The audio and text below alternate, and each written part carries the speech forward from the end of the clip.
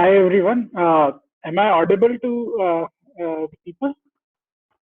Hi Shiva. Hi Sai. Yeah. So I was just doing a quick check with Amit. I'm sure you guys are able to see Amit on the screen as well. Let's just wait for 5 more minutes before we start. Hi Amit. Welcome to the webinar. And I think audience is waiting to hear your perspective on telecom analytics. So I'll not take a lot of time. For just thanks for coming and sharing your presence with our community. So welcome, and I'll pass on the controls to you.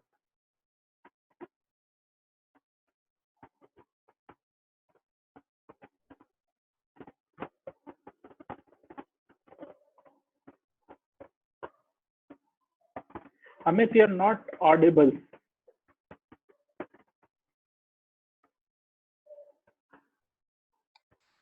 Yeah, you can. Audible now? Yeah, you are audible now. Sure.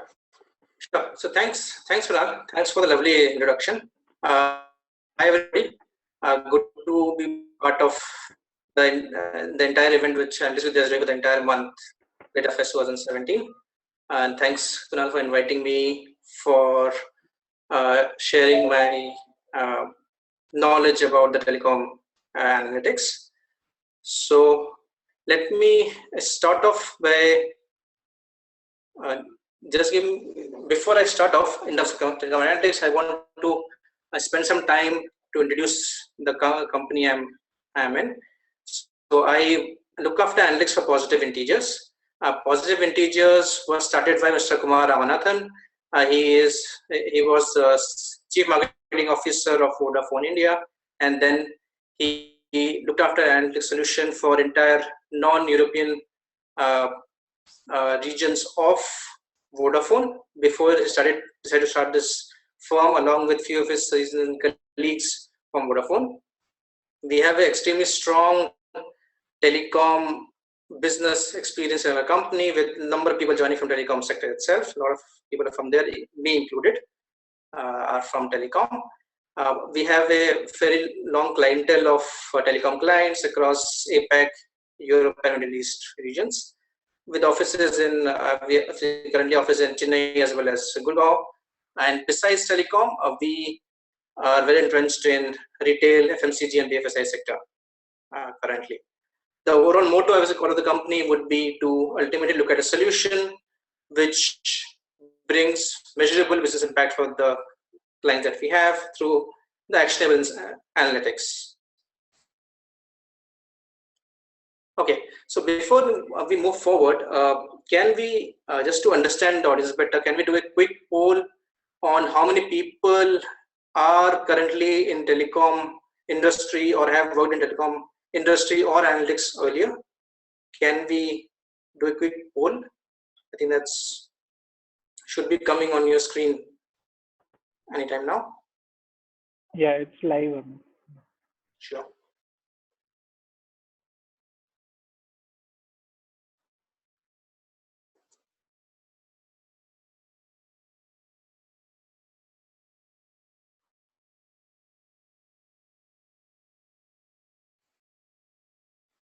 So let's give it 15 seconds. Everybody can feed in their responses.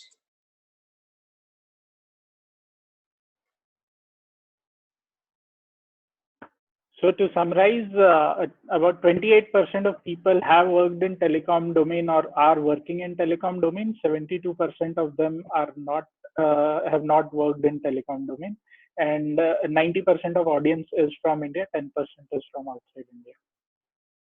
Sure, fair enough. Thanks, Kunal. That gives me a very good perspective of the audience I'm talking to. So I will just try to get the content in the similar with respect to the audience that we currently have. Sure. So okay. So consider a scenario.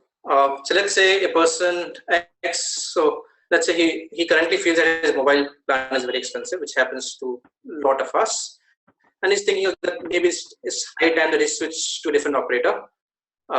Meanwhile, his younger brother, on the other hand, is So his friend has bought a iPhone. He thinks that he should also have one. So his younger brother also wants to buy an iPhone. So while this is happening for some time, one fine day he receives a notification on the app from the operator itself, which basically reads that thanks for being a loyal customer. We have a new plan for you. Our executive will call you at 8 p.m. today to discuss about the new plan with you. Also, you and your family members can buy the latest iPhone and discounted plans for the whole year. So he essentially was like, wow, that exactly what I was looking for. Finally, he talks to the executive. He changes plan and continues to stay with the same operator. And along with that, he buys the iPhone for his brother as well. And in that process, he keeps on wondering, was it just a coincidence, or there was actually more than what meets the eye? So a lot of us are from telecom, a lot of us are from analytics background, so we know that there are a lot of things which go into creating what the message that the person actually had got. So we will discuss that a bit later once we go through what different aspects of telecom and telecom analytics that we should know about. So we'll revisit this scenario a bit later now. So what are the different steps that is one required to know when looking at telecom analytics? So the very first thing is business understanding. It's like in any domain, first you need to understand the business to be able to actually make any sense of the data. So so you need to understand about the overall business, what's happening, who are the competitors, what are the different ways you cut the business and view the business, which are the different business legs or consumption legs, what are kind of products have been offered to the customer to hence be able to really say that what is working, what is not working for the customer. And finally, a lot of operational aspects, right, from how data is being collected to how what information is being. So what are the challenges in the IT system itself? What a solution you create from an analytics standpoint need to be integrated with the IT. So that's that operational aspect to understand as well. Besides business, the next leg is going to be on data. So one need to really understand about the data sources, what kind of data is there, what's the variety of it, what is the range of what we're looking at, how granular it is, and what kind of size that we want to look at. So size would determine what kind of tools you can look at, what kind of techniques also you can look at. Once we have some understanding of business and once we have some understanding of data, then it gives the position that now we are able to actually create reports, create dashboards to actually be able to identify what is happening in the business. And hence able to identify the key pain points for the business, which becomes a key opportunity areas for us to then try to improve upon through different analysis. So the fourth leg is about analysis or analytics or modeling. So this essentially is about once we identified what are we looking for in data, you start looking at different tools to be able to work with, what are different techniques that we want to look at, and finally be able to piece it all together into an actionable output, which can be into a campaign. Right? This is a broad view of what we need to look at. So next, before I go into business understanding standpoint, I just want to, in the next slide, I just want to say that there are a lot of different analysis can happen in this webinar. In this deck, we are really focusing on customer analytics itself, while I will just touch upon what different analysis is possible within the entire telecom company. So every function of the company has their own analytics requirement. So customer is one part of it, which we'll discuss a bit later. So let's take up marketing. So marketing is one of the functions of the company. So they do a lot of planning in terms of what kind of ad spends needs to happen, what are different, where exactly it should happen, which kind of media needs to happen. So they do a lot of spends and they analyze on it, but don't really don't really optimize on it. There's a lot of opportunity which is there on marketing spend analysis, especially using marketing mix models and the kind of models which are available. Next is channel. So channel is massive. Right? So channel essentially is all the sales channels. So right from incentive design to the sales to what kind of profile you should be looking at of the sales personnel itself, what are target that you set to them. There's loads of things which is possible on the channel respect. Next is financial. So anything which is done, any activity of the company, there's a cost and there's a revenue attached to it. So essentially, can you really optimize the entire process itself is one of the things which one can look at for financial. Operations, there are a lot of operational functions there in the company. So call center is one of the examples which I picked up. So the entire call center analytics, which is looking at what kind of efficiency you can bring in the call center. Is the quality, is the customer happy with the call center or not? Is the query resolved or not? What kind of people should be talking to what kind of customers? So all this entire piece of cost and analytics essentially fits in there. Next is HR. So in case of HR, the entire employee engagement itself is one big piece which HR normally looks at very discreetly. That is, in case of HR, this is more about putting it all together and then viewing it together with a new patterns insight emerges from there. The next one is network. So this is network analysis, something which is very specific to telecom itself. So network essentially is about the towers which are set up to give that telecom coverage across the country. So there's a lot of optimization which happens at that end. So in terms of where exactly is cell site. So one is about whether a cell site should be there. Are we cell site should be there or not? That's the first question itself. Then it can be about if the cell site being fully utilized or not. If it's being utilized, what kind of consumption is happening from there, and how can you optimize the entire process of it, because that directly links to the customer experience and hence the entire company image as well as the revenue as well. So a lot of things happens at telecom front, though we'll not be touching upon that in this presentation. That's I think one big piece which is there in the telecom analytics. So now, next what we will do is we move to business understanding. So whenever we want to look at a business or understand what is happening in the business, the first step is always look at revenue equation, right? So it always has to be the lens through which you look at anything in the business. So and then you have to cut the revenue equation into different constituents, and first you should know what different constituents, and then cut it by different constituents to know what is happening in the business. So revenue equation is essentially your subscriber base which you have, into how many days they're using the network, then within a day how much is the usage which they're bringing in, and finally what's the yield. So yield essentially is rate per minute. In case of voice, it can be rate per KB or rate per any metric for data. So there's different yields for different consumption type. The important thing is to remember this revenue equation, and any cut that you look at, you have to look at in the entirety of the revenue equation to know what is working, what is not working. So let's say if the revenue decreases, it can decreases because of all of these reasons. So it can decrease because people start using it lesser. It can decrease because you're not getting new subscriber. It can decrease because your overall call rates have dropped. Then multiple reasons of it. So in order to understand what is in the business, revenue equation is a must. The next bit which I want to focus upon is if I want to now look at the business, what are the different verticals or like that I can cut it at. So consumption is one way of looking at it.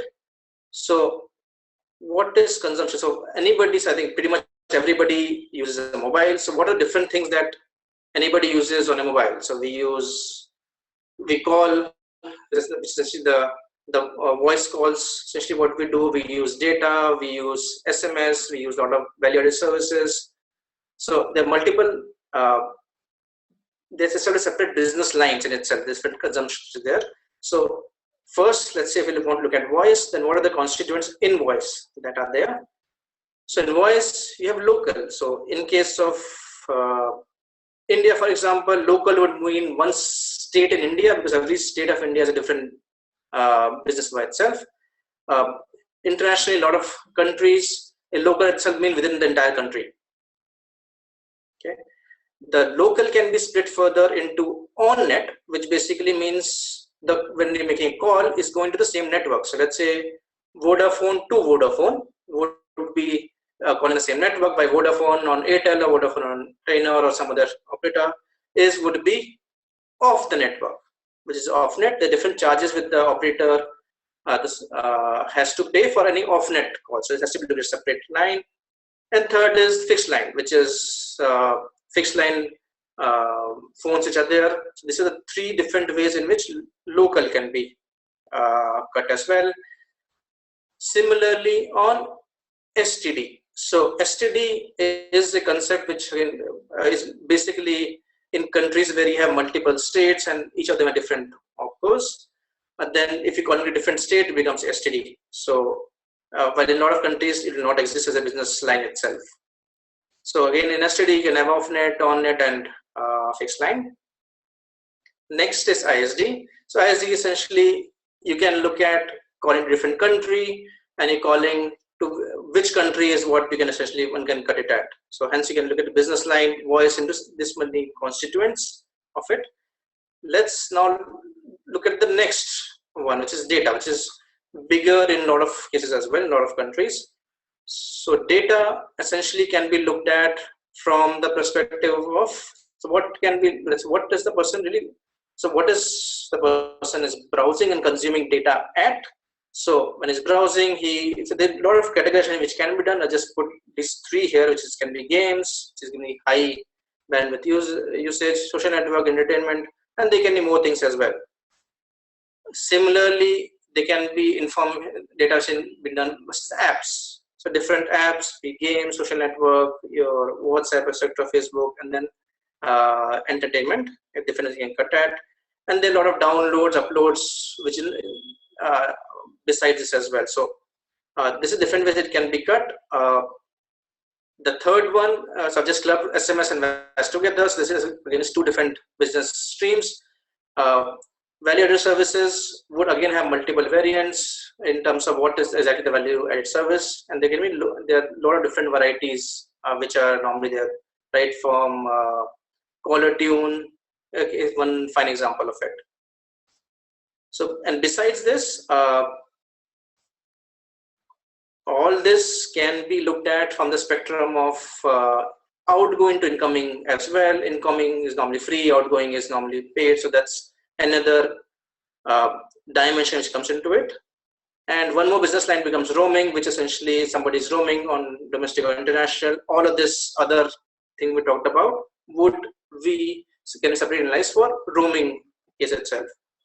So this is the one of the ways that one look at cutting the entire telecom business and help us understand what is happening, and for which customer is it the voice, which are the voice customer, which are the data customers, which are the, let's say, VAS customer, which are the ones which do high consumption, each of them. So you can actually classify the customer separately basis in terms of what is the consumption patterns are. So the next thing that I want to talk about is products. So products will totally vary depending on whether you're talking about a prepaid market or the postpaid market. Some of the markets are both prepaid and postpaid as well. So in case of prepaid, I think let's do a quick poll in terms of what do you think could be different variants of prepaid products or plan which are available, let's say, in a normal market, or maybe let's say in case of India. So if we can run that particular poll now.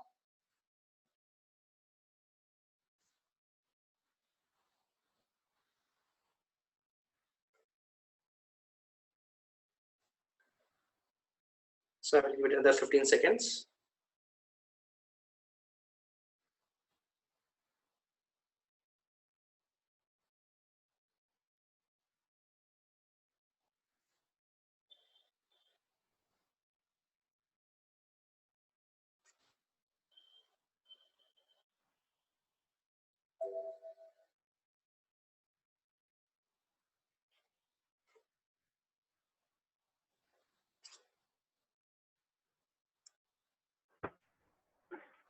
So, Amit, to summarize the poll, basically about just less than 10% audience thinks that there are less than 10 products available.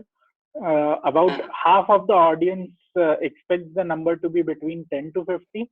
35% thinks it should be between 50 to 500, and there is 8% audience which thinks it would be more than 500 products.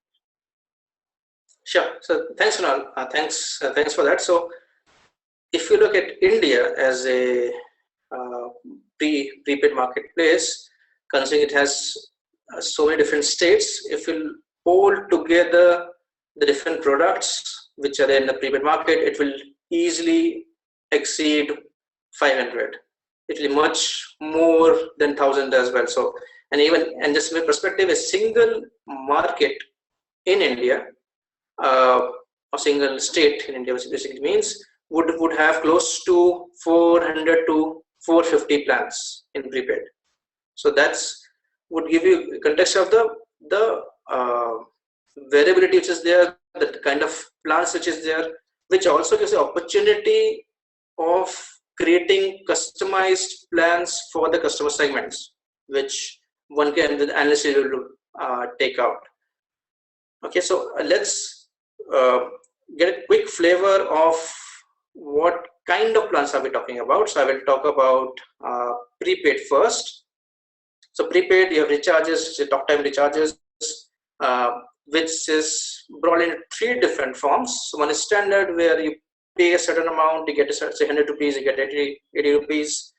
In case of full talk time, higher value, you get the same amount as the entire recharge. Let's say for 300 rupees, you get 300 rupees. In case of full talk time, essentially would be for 600 rupees, you get 700 rupees of talk time. So there's probably 3 classification which is of the talk time recharges. Besides that, there are a lot of other STVs or the special tariff vouchers that normally exist in the prepaid market. These are normally cut by the different consumption types which are there. So in case of voice, there can be 2 types. One is the rate cutter, which basically means that the per minute charge that you're paying, that can come down if you take that particular rate cutter for a price. So let's say you buy a 100 rupees or say 50 rupees rate cutter to bring down your per minute usage from 1.5 rupees to 0.75 rupees per minute. That's essentially what rate cutter is. Minutes essentially is how much minutes one would get free while we have STV. So that's the second kind. For data packs, there can be loads of variants. So one of the examples just putting it here is day versus night. So you would have seen a pack where at night you would have for a particular price you can consume a lot more data. So there is a day and night data access as well, and there's a load of other variants which can also, depending on say creating something for gamers, creating something for social media guys, and etc. etc. There's loads of things in there. And the third one is SMS VAS. SMS VAS is a third kind of STV, and NSTV can be combo all of this as well. So that can get fairly complex there, but it also gives, importantly, modern channels also gives an opportunity to tag the right product to the customer that you look at. So we can do if the fitment possible is much higher, I would say, especially versus other industries. Next, we look at postpaid. So in case of postpaid, I think especially is there in India as well as is there a lot of other international countries. So postpaid essentially pays certain bill, fixed rental, and you get a lot of benefits along with it. So the benefit itself can have a lot of variation. The plan can have variation, which can be in terms of limits, which are there for different consumption legs, be it voice or data, and the rates which one is charging for it. So that's kind of different variants of it. And besides fixed rental, people can go and purchase other packs for their specific needs, which can be again be cut across different consumption type. So in a postpaid also, it can get fairly diverse set of plans which will normally be available in the entire market.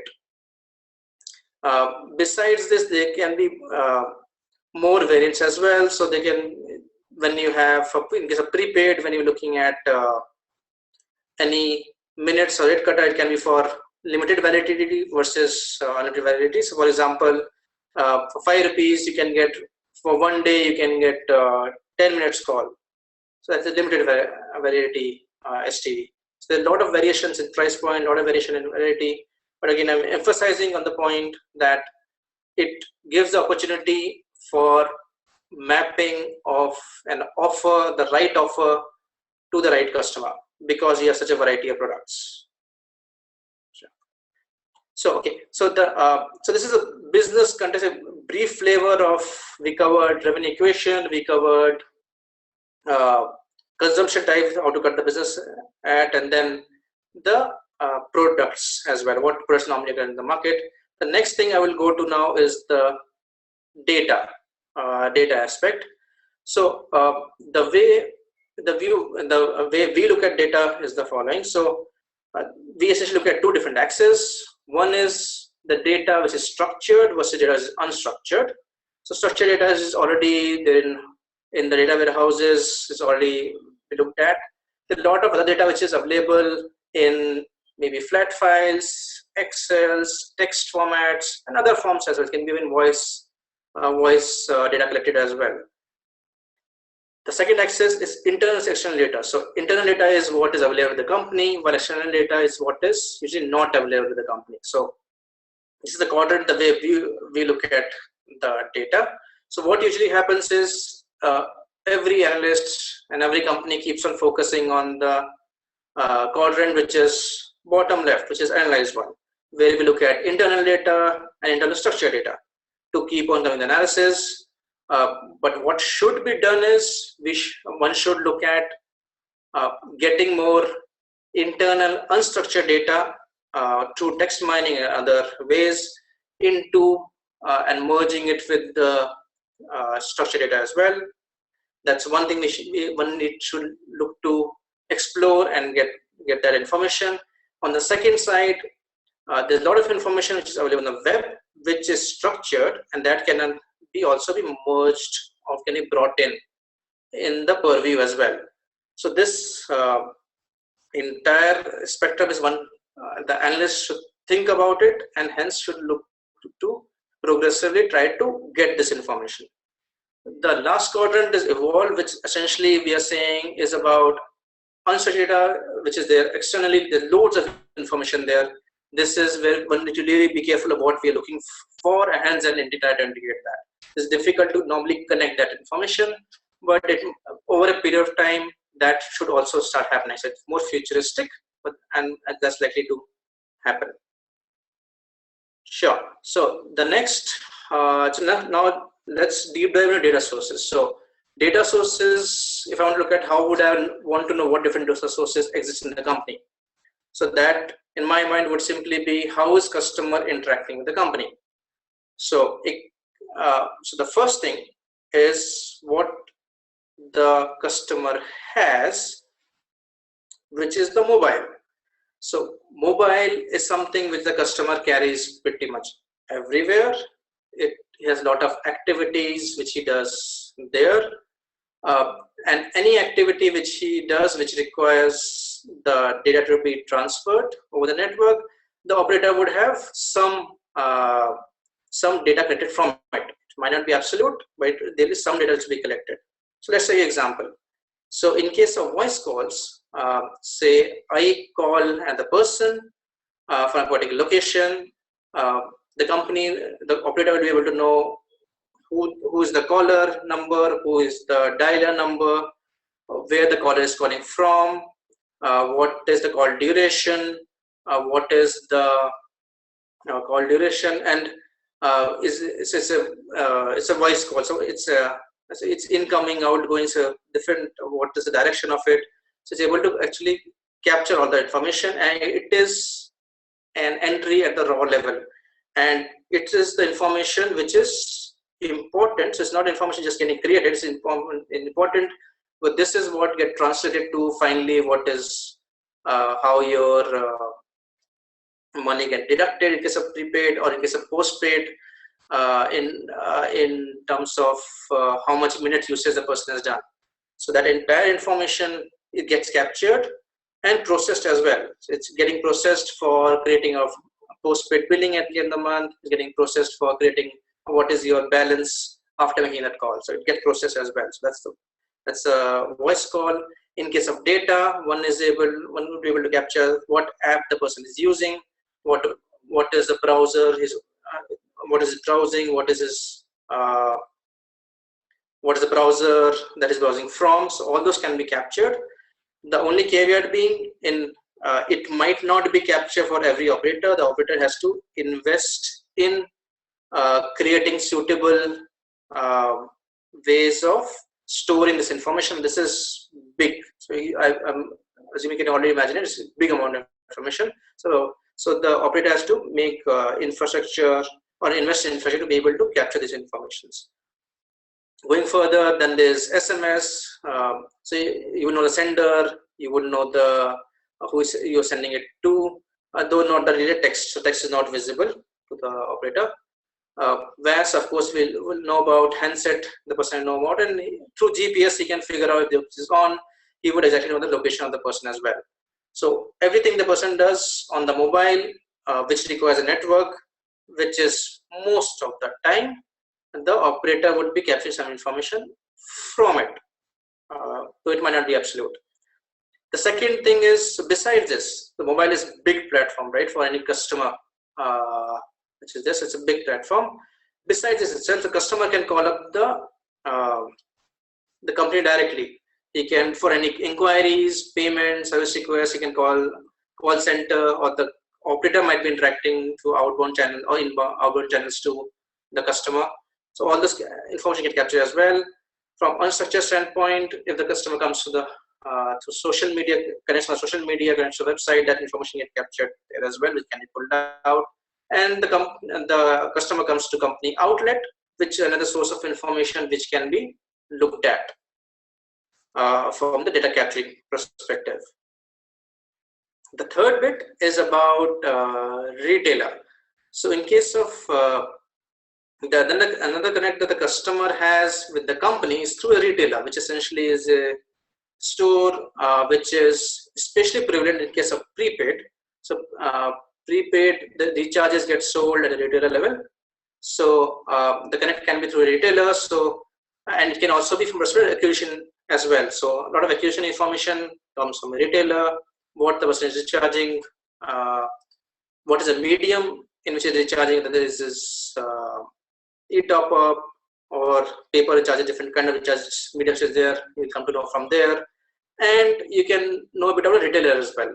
So you can look at what kind of retailer it is, which area the retailer is located at, so that we can give a fair idea of what the customer is, be able to profile the customer a lot better depending on what kind of retailer is going to and what kind of area is going to as well. So these are the different information which are there. Besides that, you can still get more information from unstructured data about the company, about the products, how is the customer talking about it, are they happy or not, what are the sentiments about the product. That's something which one can get from unstructured internet data as well. So there's a lot of data which is available across. It's about looking at it and analyzing it at the end of it. So let's pause for a moment. And now that we know that there's a load of data which comes, especially, so I would want to do a quick poll again. So can people tell me what is the amount of information which gets stored from a voice call. So every entry which somebody does a voice call comes as one entry in a database. So if I look at all of it, then how much would it be, let's say in India? India is one of the bigger markets, so let's say in India. So what amount of information would that be? So can we have a quick poll around that? Yeah, but the poll is live. Sure, thanks.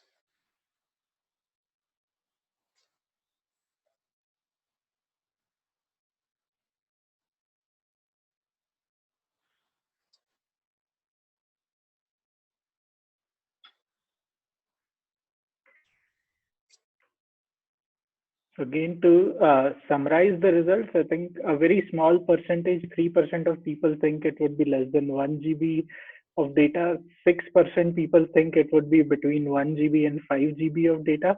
13% of people think it would be between 5 GB and 10 GB, and 80% of audience thinks that it would be more than 10 GB on a daily basis. Sure, thanks, Ram. So perfect. So I also agree with 80% of you that the data volumes that we have. So I'm just quoting it for a single operator, not the entire country, a single operator. The amount of data which gets captured daily is 12 GB. And if you just think of it from the perspective of a month, it becomes close to 400 GB. And this we're talking about only voice calls. There's going to be a lot more data which is captured on data arm as well, and other arms as well. So this actually is a sector which you really have big data, and there are systems there which actually process this big data as well, because all your billing and all your recharges or all your balance essentially is running live on it. Sure. So let's move from here. So just to kind of summarize, what do we know about the customer? So we have so many data sources. So what do we know? We know his demographics because we know when he would have entered. We know exactly he would have get some proof and that will get entered in. We exactly know who he talks to. So we know person X who talks to a person Y, how many times we have the entire information. Kind of app he has. So does he have banking apps, e-commerce app? He has gaming apps. Those information, how you frequently uses, we have that. Handset type. So whenever a call is made, the handset type also get captured. IMEI gets captured. So it's possible to know what kind of handset the person is currently on, which gives a lot of information about what kind of customer it is. Where is the customer's location? So what's the location of the customer? That of course get captured as well. And very importantly, contactability is 100%. That in a lot of, I think every other industry, you would have some problem with contactability. Here, contactability is given because contactability is through the operator. So I think let's also think if such data is available across industries. So if I, let's say, take example of retail. So in case of retail, you would have information, of course, about the retail transactions that the person does, but it will not really have too much demographic or what is the social circle of the customer, or what exactly does it do, where exactly is coming from. Take a case of banking, you know the financial transaction, fair enough. You have fair contactability as well among the best within the other industries, but still you would have some idea of his financial capabilities, and demographic should be decently represented. Still, the social know-how of the person, of what exactly the customer is about, and the demographic or the psychographic profiling of the customer is difficult to do for banking as well. So net, the point I want to make is telecom has the richest and the most diverse data available across pretty much any industry, with 100% contactability as well and high context as well. So you actually know where the person is, you know what he does, and hence you can design your offers and products in a highly contextual and display them in highly contextual manner as well. That's not the right time. That's just possible through telecom. So let's so with data getting completed, let's move to the next part, saying that okay, I know data, I know business. Now what can I do with it? So this is the framework that we look at by. So we call it the Perl framework. This is essentially 5 different components to it. So the first is penetration. So what is penetration? So let's say somebody uses voice but does not use the data like at all. That's a big opportunity for operator. The customer is active but he's not using data. So can the customer be penetrated to a new consumption type? So that's what penetration is. So first time user adoption, essentially what penetration is, and can you really build consistent usage from infrequent users? The next leg is elasticity. So elasticity is entire customer engagement, right? So you're like, can I sell him another pack? Or rather, does he want another pack? What is the best person should actually be on? Whether he's looking for a new handset, whether he would elasticize his usage. So ultimately, through that, you want to gain a share of his wallet, and that is something which you want him to get used to. You want him to get used to sharing higher wallet share with you, in lieu of course better services and actually better usage that better consumption that get consumed. Third is acquisition. So acquisition is simply consists of acquisition. So can we really identify high value acquisitions once they come in and give them professional treatment? And just things are more linked to the retailers. So can we optimize SAC spends? Essentially is subscriber acquisition cost. Can you optimize that? Can we optimize the targets for the retailers, etc.? Retention. I think when anybody thinks of telecom, they think churn. Right, so retention comes there. Whether we can have a churn model, you have a MNP model, it's multiple portability. Whether somebody is going to do that, you look at that. Whether retention is still about not really churn, but with somebody displacing in revenue. Is somebody lapsing on the packs? All of them is a signs of you're reduction of the wallet share. So that's a retention. The final leg is loyalty. So loyalty is first able to identify that set and ensuring that they get special treatment, and then use them for generating more referrals as well. So this is the framework, that is opportunity that we look at. While we look at it, it doesn't mean that you need to create models for everything. In a lot of cases, insights are good enough. In a lot of cases, business classification rules are good enough. So the next slide just gives some context on that. So the row itself essentially what is the entire process of what different things one do. So you first create the system a single view with whatever is available. You get insights out of it, which I want to look at. Then there's business logic driven rules, rule-based rules. Then we can also do descriptors on it. We can do predictive modeling on it. And then there's define next best action, and then the campaigns part of it. So the different things which can be tried out to identify use cases or opportunity areas for each of the 5 legs of Perl framework that I talked about. I will just quickly mention 3 of them here. There's a huge bucket full of lists that is possible in the telecom sector. So first is sniper. So what is sniper? Sniper essentially is about, can we identify what is the competition, market share, and gross ads? I don't really know. I don't have the competition data, but still, can I predict it to a very high degree of accuracy? And can I do it at a tower level or cell site level? So, and this is exploratory. So, we were able to come up with a solution which essentially will do that.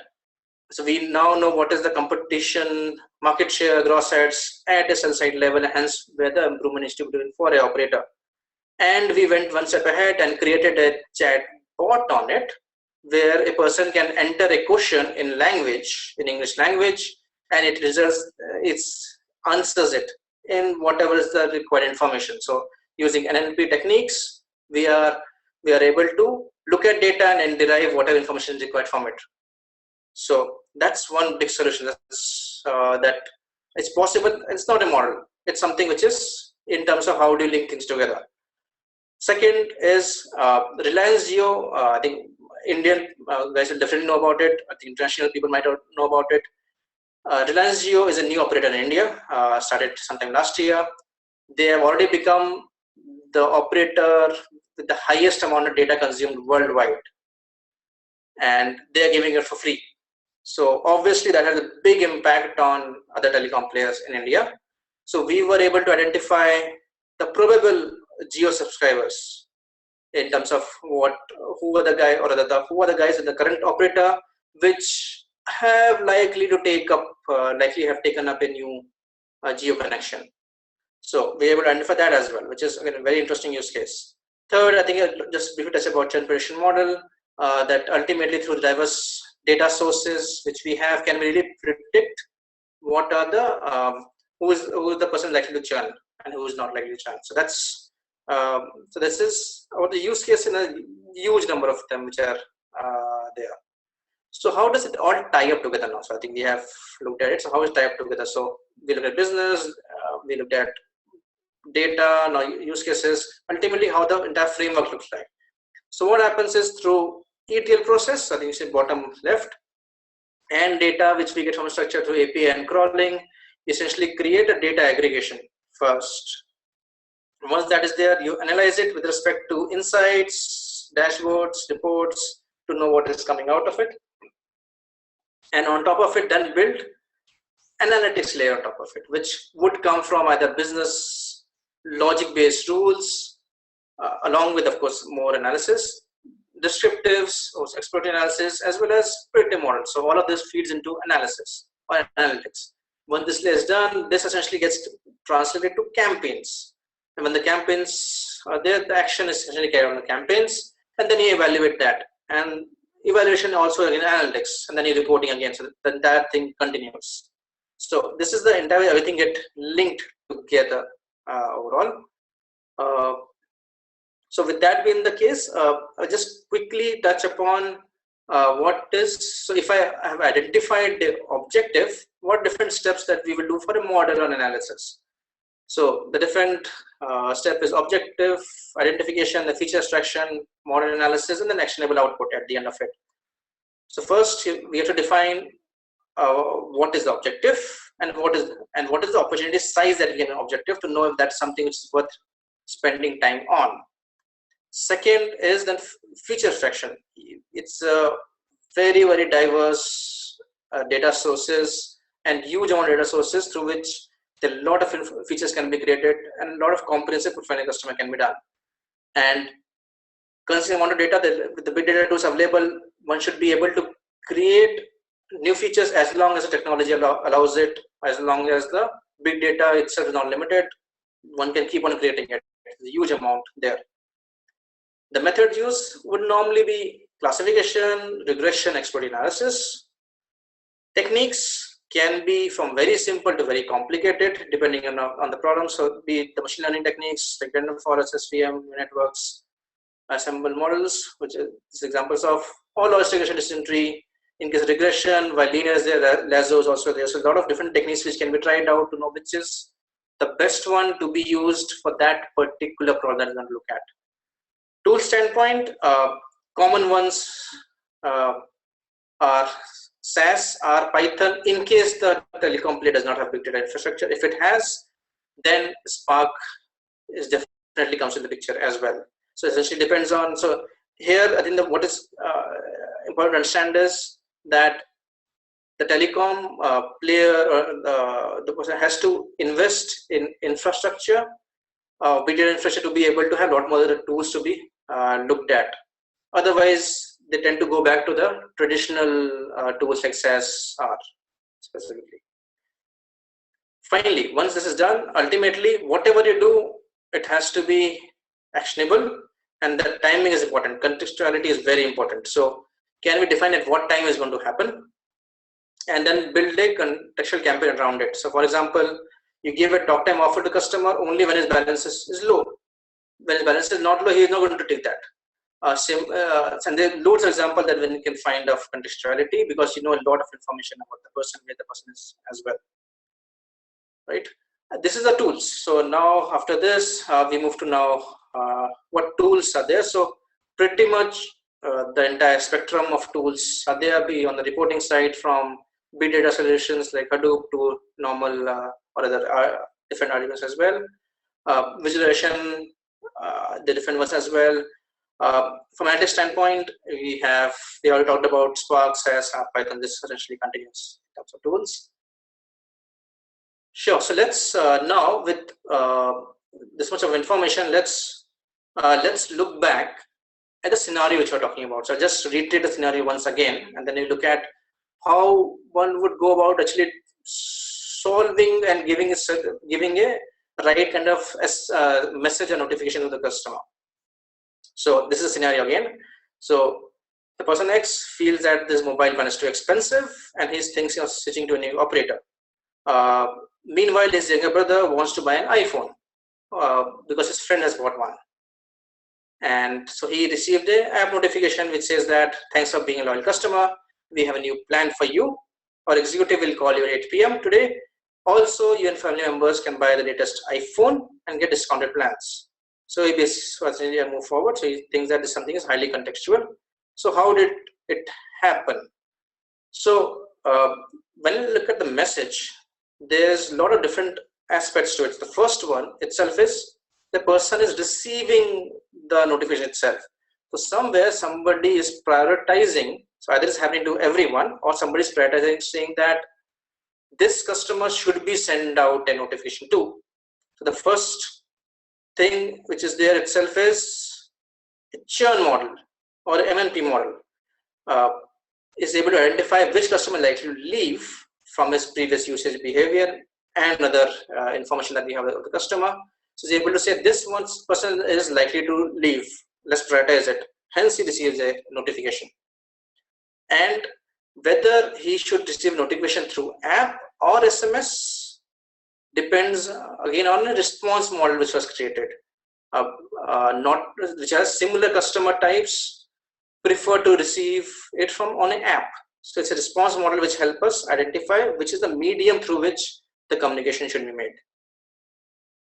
The second thing to note here is, what is the message talking about? Saying that we have a new plan.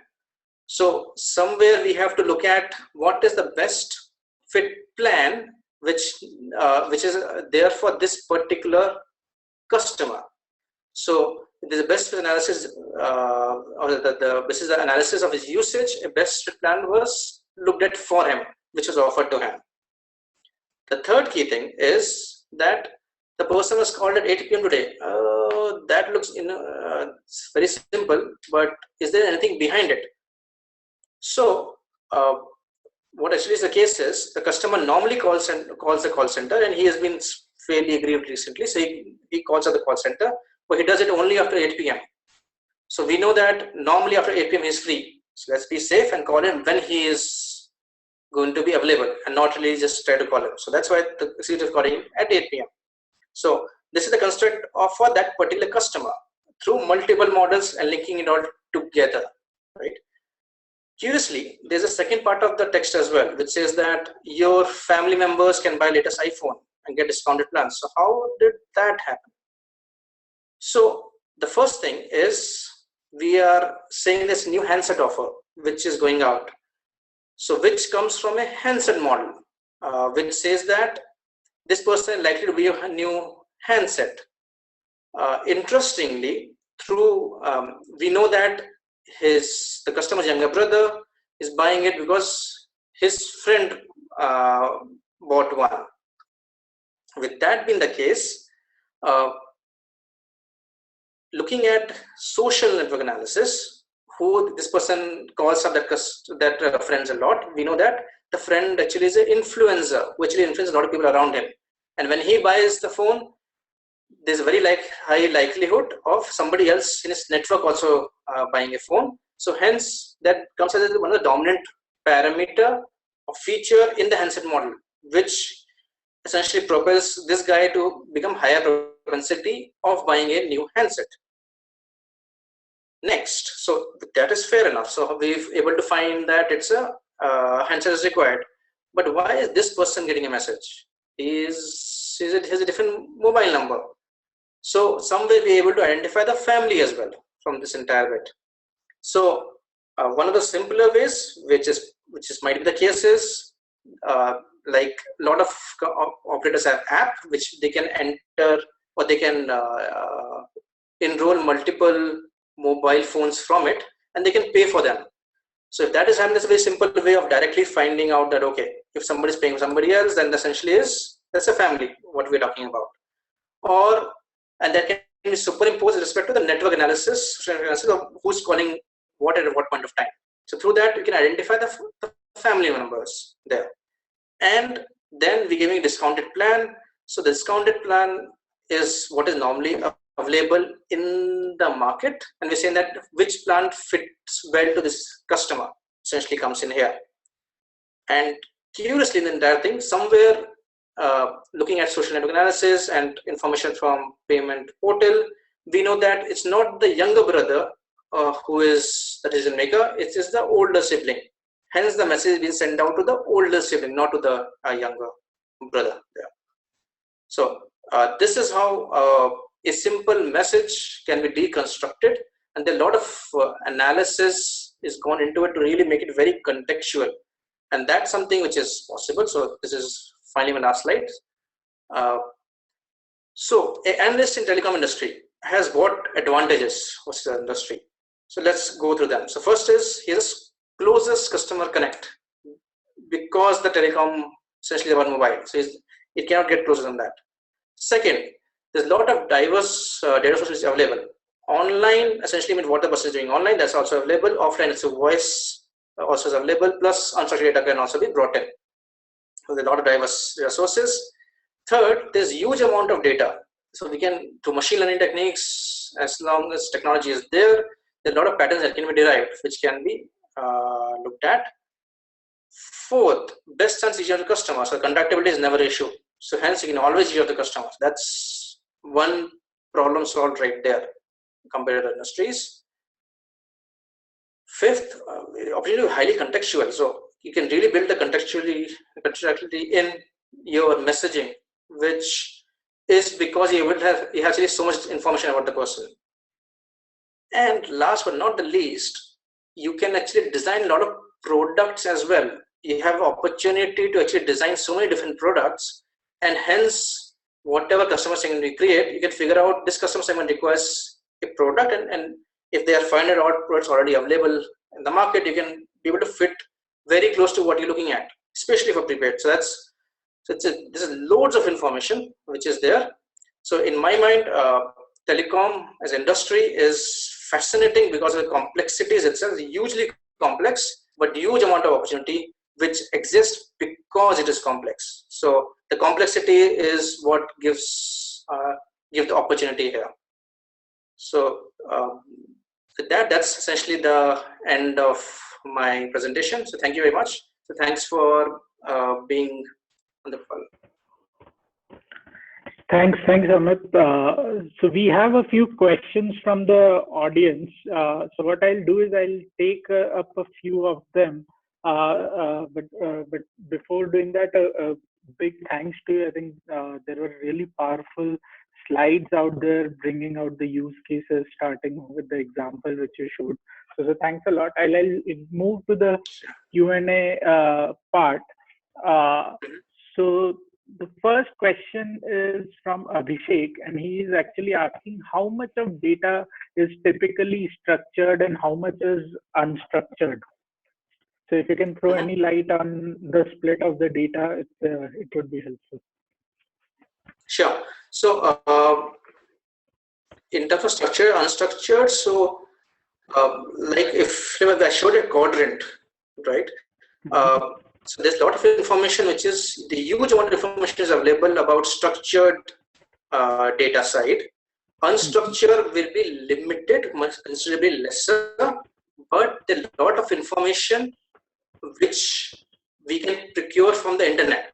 So it's a question of how much you want to actually bring in from the internet. Normal split would be most of the data would be structured. I would still say 75-25, and 25% comes from structure.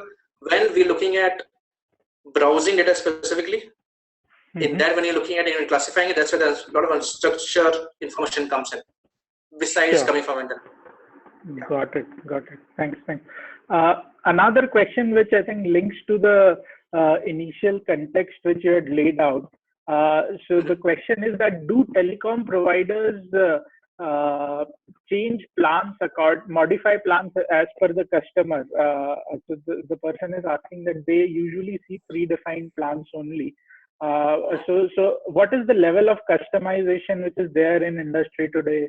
For example, I've seen Airtel coming out with my Airtel offers, but so what is your view on that? Sure. So in terms of what level of customization is there, it depends actually a lot from operator to operator.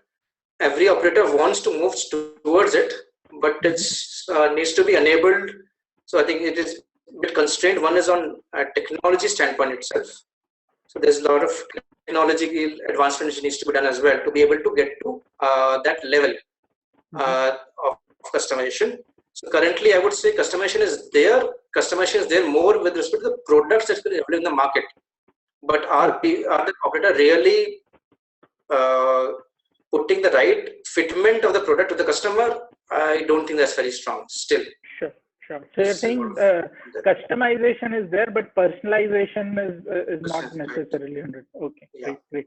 Another common question which we get in telecom is, are there any places where people can get some open source data sets and kind of try their hands on those data sets or something which is available out in open? Because I mean, it's a very fascinating sector, but the common challenge which people face is that there isn't enough data available, or maybe we are not aware of it. So what's your take on that?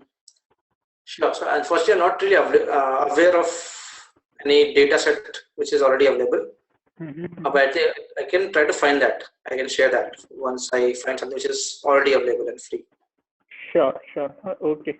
So we'll circulate that later. The next question is how this information like SMS or what type of browser, what type of apps, etc., can be used to advantage for business decisions. So how does this information? So if you can maybe give a use case for how or insight which you might have come across without necessarily giving details about the customer, where you saw information from SMS or browser being used to kind of differentiate the customer behavior. Fair enough. So be it app or browser, what we try to do is through that try to segment the customer or profile the customer, right?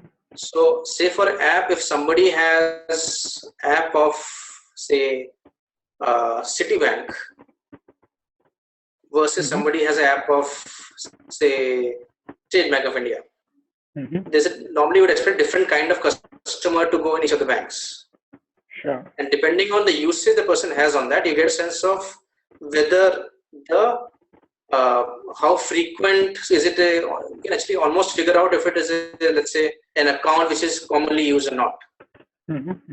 So through those, you can actually keep on fine tuning your customer base into diverse segments and hence profile the customer. So once the profiling is done, all those information then goes into different kind of models that one has. Sure. And becomes features. So that's the feature creation itself is a big area. Similarly, another example I can give of gamers. Right. So gamers can be one big set which is right there. Right. So gamers are so it's different category, different segment in itself. Their needs will be different. They were looking at maybe data packs, let's say. So there's a lot of diverse segments hence that can be created, and hence the fitment, the best fit that we're talking about, the plans usually comes from. Sure. Another question is how are we leveraging the text analytics in telecom domain? Is social media data analyzed, and if so, what are the potential outcomes that we are targeting at? So basically, social media. Yeah. Sure. So so text, I mean, there are two different parts to it. One is text mining and one is social media. So while text mining can happen on social media as well, it can happen to other sources as well. So, like for example, when I'm talking about sources about say call center, internal call center, a lot of comments would be in text format. So text mining essentially comes there as well. From social, similarly, when I'm looking at apps or I'm looking at browser, so a lot of text mining is required there as well. Besides that, when I look at social media, of course, when we start, the key question is, can you really link the customer to his profile? And how many cases can you do it? If you can link it, then you can get the public information of the person, then you can analyze it in any amount of text mining that you want. Sure. Got it. So I can see a few questions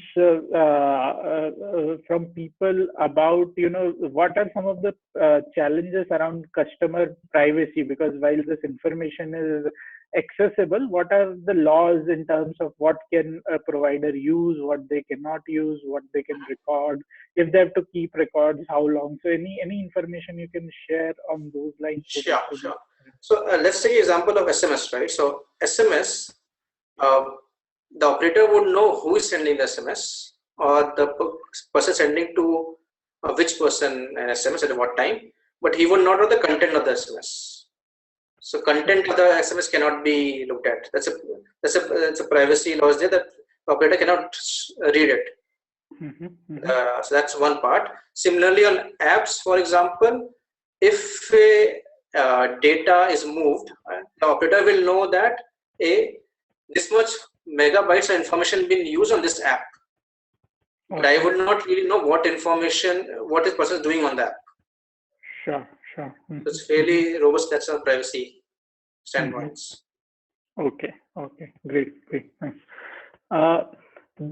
There is another question which asks what kind of assignments positive integers do for the company. So I think if you can explain maybe a few projects or work which your company does, that would be also sure. Fair enough. In case of Telecom, will essentially with respect to telecom sector itself. So we essentially work with telecom clients, like we said, in India as well as in APAC as well as Europe. It's mostly year-long projects that we have on NNT contracts. The idea is end-to-end help to the operator with respect to looking at data, deriving insights, and deriving opportunities from it, and building the use cases from it. Then through analytics, creating output, and then help them run the campaigns as well, and then evaluate the results. So it's pretty much the entire CLM framework, which is customer management framework, is what Positive Future helps our clients work on. It's not a specific, it's not piecemeal. I think that's what I assume the intent was, doing a specific projects.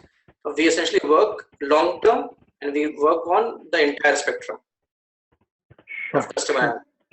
Okay. Then there are, so I'll just take two more questions.